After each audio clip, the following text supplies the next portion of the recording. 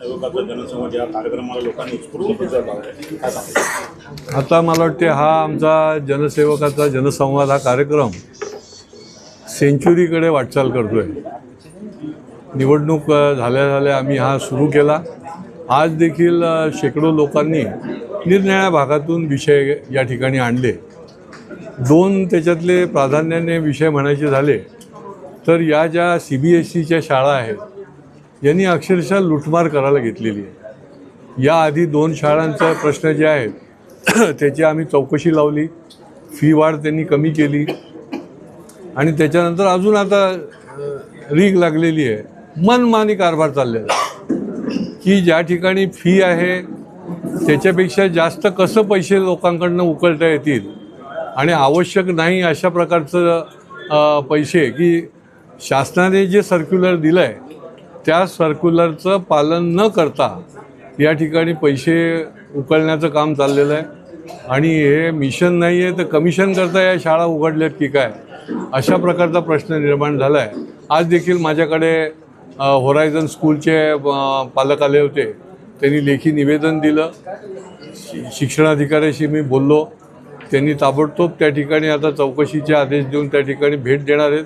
उद्या मोठ्या संख्येने ते पालक मंडळी त्या होरायझन स्कूलच्या समोर जमणार आहेत सकाळी. आणि त्यामुळे याच्यावर फार मोठा चाप लावायला लागेल.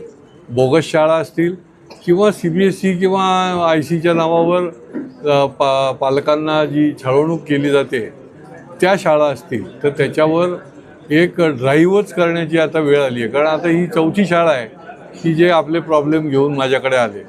RTOचं कार्यालय जे आहे जसं DDR कार्यालय जे आहे ते दलाल मुक्त झालं पाहिजे अशा प्रकारची भूमिका मी मांडली होती आणि त्याच्या अनुषंगाने शासनाने स्पष्ट सूचना दिल्या होत्या.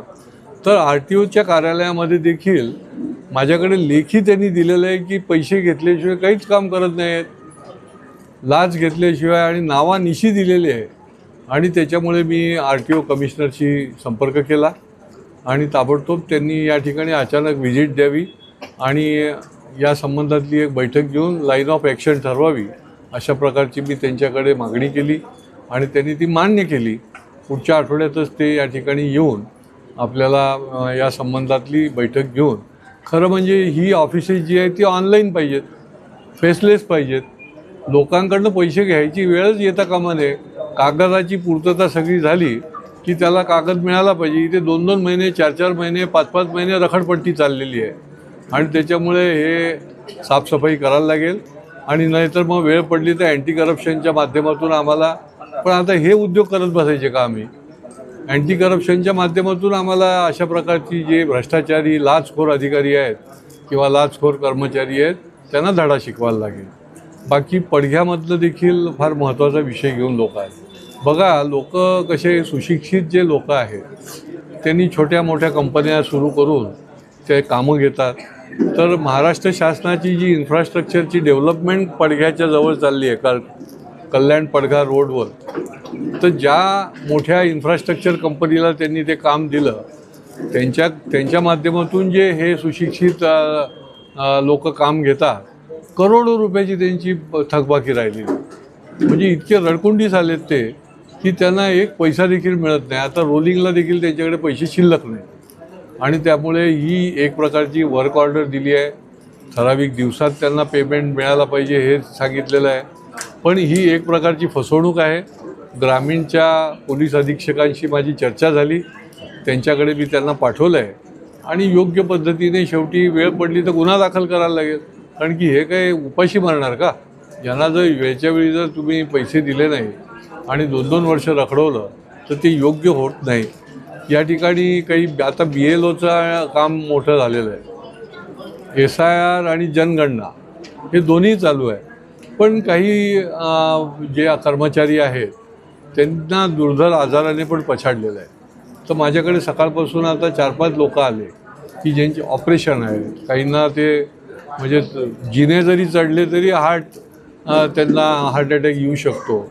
तर अशा लोकांना देखील सवलत द्यावी. मला मान्य आहे की BLOला माणसं कमी आहेत परंतु असे काही जेन्युइन केसेस आहेत तर ते देखील मी संबंधित अधिकाऱ्यांशी बोललो आहे आणि त्यांनी त्यांच्या संबंधामध्ये त्यांना मदत केली पाहिजे.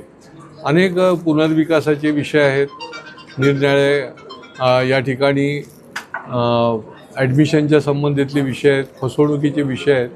हे तर दैनंदिन आता 150 कोटीचा 750 कोटीचा फ्रॉड केलेले या ठिकाणी ठाणे जिल्ह्यातले देखील, त्याच्यामध्ये 2000 लोक भरडले गेले. ती मंडळी देखील या ठिकाणी आलेली आहे. पुढचं त्यांचं अजून काही मार्गीच लागत नाही. कोणी 10 लाख 20 लाख 25 लाख यांच्याकडे दिले आणि त्यांना त्याचा परतावा मिळालेला नाही. अशाही प्रकारचे हजारो पीडित जे अशा फायनान्शियल कंपन्यांच्या माध्यमातून झालेले आहेत ते देखील आले. ज्या पद्धतीने तात्काळ याच्यावर कारवाई करता येईल ती आम्ही या जनसंवादामधनं करत असतो आणि जे जेन्युइन आहे, न्याय्य आहे, त्याचा पाठपुरावा करून त्याला न्याय देण्याचं काम जे आहे ते आम्ही करतो. नम्रता कोळी यांनी मागणी केली की एक अग्निशामक केंद्र पाहिजे दादोजी कोंडदेव स्टेडियम परिसरात. खरं म्हणजे दादोजी कोंडदेव स्टेडियम म्हणजे त्या जव्हार बागेमध्ये अग्निशमन दल होतं, परंतु ते आता त्याचं स्थलांतर करण्यात येत आहे आणि त्यामुळे पूर्ण या भागामध्ये म्हणजे कुठे आग लागली तर आपल्याकडे फायर ब्रिगेड नसणार आहे. आणि त्यांनी त्या नम्रता कोळींनी जी मागणी केली ती जेन्युइन आहे. आत्ताच कालच आपल्याला बघितलं आपण, सॅटिसवर जी बस जळून खाक झाली. जर या ठिकाणी जर आपल्याकडे फायर ब्रिगेडची गाडी उपलब्ध असती या ठिकाणी तर ते 2 मिनटामध्ये पोचली असती आणि बरंच काही वाचवण्याचं काम केलं असतं. तर अंतराचा पण प्रश्न आहे. त्याच्यामुळे मी त्या अधिकाऱ्यांना सांगितलं आहे महापालिकेच्या, त्यामुळे त्यांनी हे मान्य केलं आहे की स्टेडियमच्या आवारामध्ये देखील आपण 2 गाड्या ठेवू अग्निशमन दलाच्या, जेणेकरून तिथल्या भागामध्ये कुठे अशी काही प्रसंग उद्भवला तर त्याला तोंड देता येईल. बाजारपेठ आहे, तेलाचे गोडाऊन आहे, मोठमोठे त्या ठिकाणी गोडाऊन आहे, या ठिकाणी मोठी आवश्यकता आहे. खरं म्हणजे यांनी हे प्लॅनिंग करतानाच हा विचार करायला पाहिजे आणि त्या दृष्टीने त्यांनी हे करायला पाहिजे होतं, पण ते केलं नाही.